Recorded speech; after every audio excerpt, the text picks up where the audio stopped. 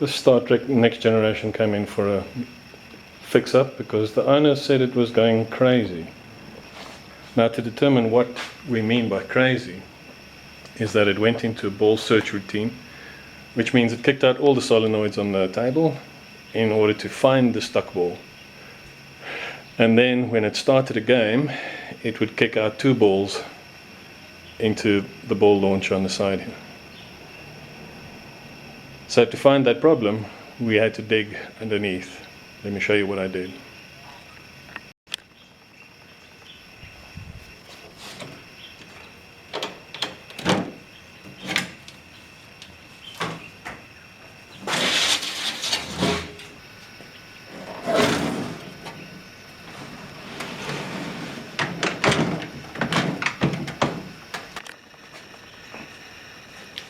Here you can see the troughs underneath the playfield. That is a vertical up kicker, and these 2 as well. On this one you have a series of opto switches sitting here. On these ones you just have one there and one there, which tells the machine whether a ball is sitting in a trough or lying on top of the kicker ready to be kicked up. Because in this machine, Steve Ritchie designed it in such a way that you didn't have to wait for the ball to come from the hole right at the top to roll all the way down onto a kicker and then kick out. It had a ball set up on the kickers ready to go. So as soon as it detected a ball going into the trough at the bottom, it could kick a ball out on one of these things. It has dividers on the troughs underneath. If that one pulls in, the ball will go that way. If this one pulls in, the ball would go to the top at this point, but because the playfield is pulled up, that kicker will be the gun turret, and if it's let go, it will go just to the kicker onto the feedback rail. In this case,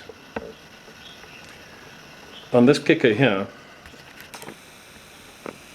I don't have footage of it, but I have stills.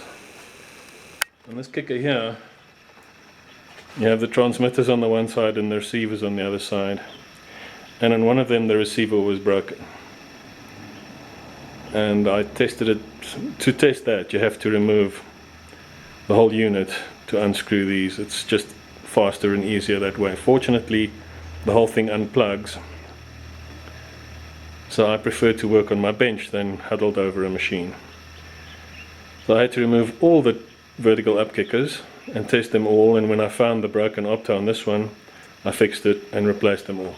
So that sorted out the confusion for the machine as to where the balls were in the beginning, and it sorted out the madness. And then, because there's a new rule in the shop, and you only get your machine back once I've put a high score on it, we had to play with it for a while, and I invited some good old boys over and put some boerewors on the fire. And it turns out that this kicker here didn't kick the ball out consistently and properly. And I could not figure out why, and I removed it again, and I cleaned the mechanism, and I put it back, and it still didn't work. And then I looked carefully, and there was a little switch plate stuck in here, almost right above the kicker. And it caused the ball to lie skew on the kicker, not right in the middle, so it didn't kick out consistently. So eventually we removed that, and then everything was going good. Someone's outside trying to catch a lizard, that's what you're hearing. So playing it again, we found that the machine did occasionally reset when you pressed both the flippers. The machine would just die and come back to life with, lost all your game.